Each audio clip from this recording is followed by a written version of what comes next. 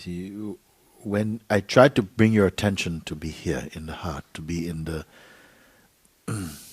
in the pure self, and when you speak or act from this place, it has a power in it.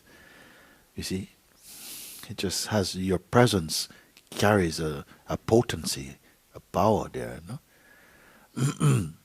When we are too much with our minds, too much thinking, your words and your presence become very weak, energetically very weak, and this is why I discourage. I say, but mostly we're talking nonsense.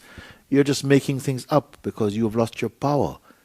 A human being is like a God in this form. When you're in touch with your heart, when you speak, or your presence, it carries a certain potency.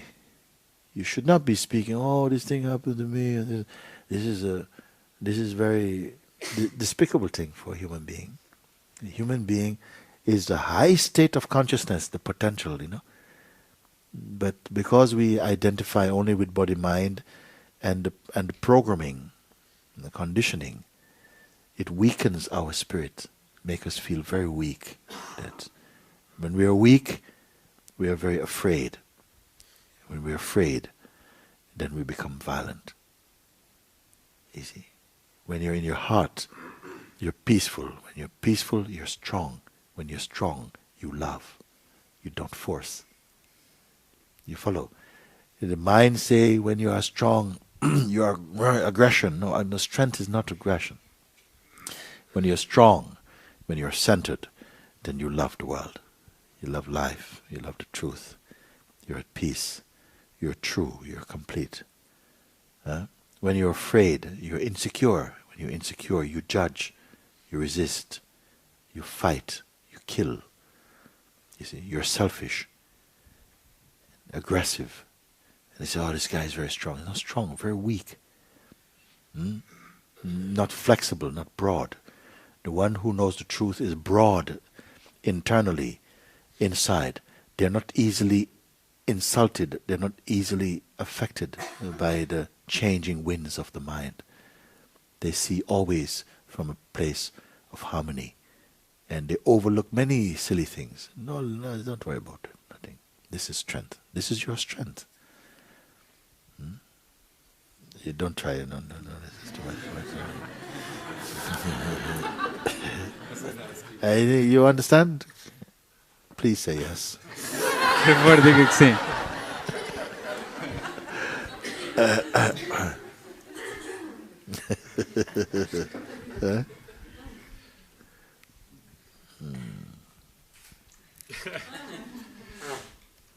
Many people, they don't appreciate their state. Sometimes their state is quite holy, quite high, but their mind is still looking for something in the world, and then you don't appreciate that your state was holy, and then they go looking for trouble. It has been like this from before the beginning. The perfection, the Lord's perfection, is inside every heart here, like that. But on account of culture and conditioning and so on, we adopted the mind as our guru, and which mislead. For a while it must be like that, it must play like that, until we mature through our own turbulence, through our own suffering. We mature, and you win back yourself. You win back yourself, You come home to yourself again. When you come home to yourself, you still not regret your life. You will see that everything in this life actually was a blessing, even in the difficult things. This is why I say that the life is beautiful. You are beautiful. Your heart beautiful. The mind has to do what mind has to do. Mind is also a servant of the life of God. Because when the pure being manifested as a person, then the mind aspect also came down to play as friend and enemy with you, and to test you, so that you grow, and you must overcome him.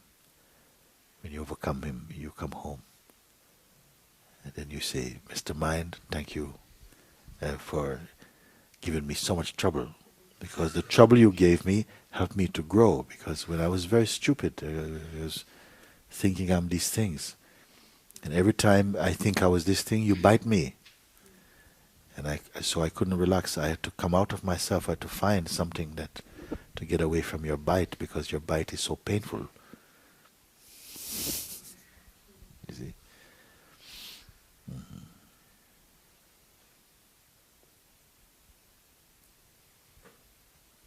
We are really in a very, very important stage in the human kingdom and history. You know? I don't say this very lightly. A lot of changes are showing. For a long time I denied them also. But more and more coming. That some change, I'm not into some fantasy about it. But I feel that there's a strong urge to wake up out of sleep. I say each morning we wake up from the dream. But to be truly awake, you must wake up also from the waking state. The waking state is not our true wakefulness. Our true wakefulness is to be awake as pure consciousness. You see? And life is playing on such a broad scale now, in all places, in different parts of the world now. In different ways and through different cultural expressions and so on. The same one spirit is manifesting tremendous auspiciousness to awaken humanity. Here I'm very happy to share with you something, because here I'm pointing you not to a cultural transcendence, but to universal consciousness. Universal consciousness means that you are not merely not a tribal awakening, but to go over everything, to come back to your own universal self, your universal being, to be free of judgment, and to come into the pure waters of the self. And it is so possible.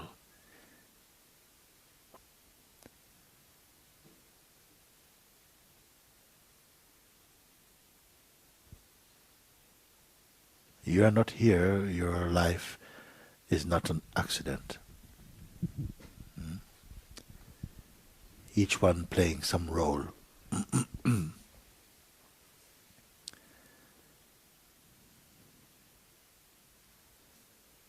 But 100% the pure spirit is in each body, awaiting recognition. But not waiting, it's not waiting.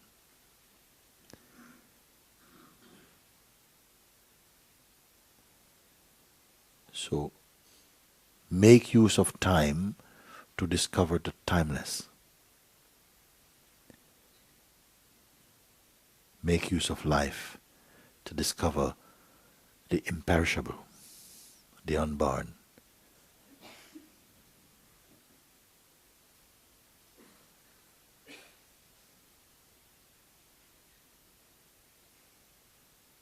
Make use of consciousness to discover the unchanging.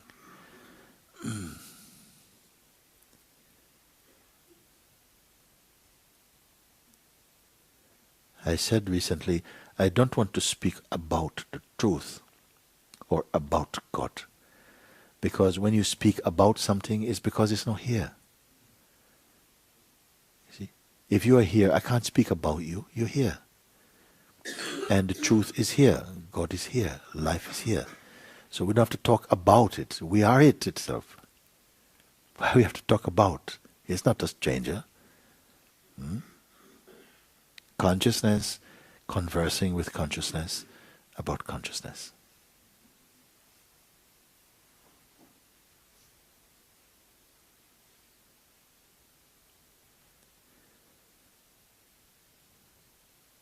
So this is invitation to come into our own golden age. Golden age means an age of awakening. A time to wake up. To really see with the eyes of Jesus Christ. With the love of Krishna. With the peace of Buddha.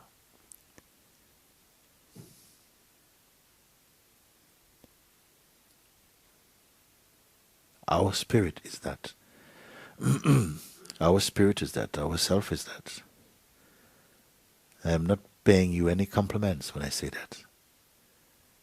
Because what I say, I am ready to prove. When you are ready also, you show you like this. Because no distance or time stand between us. Nothing stand between you and me.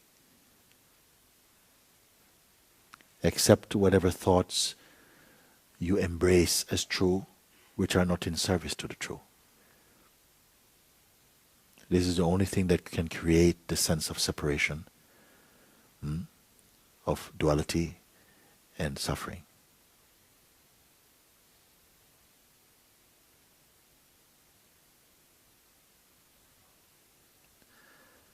Okay.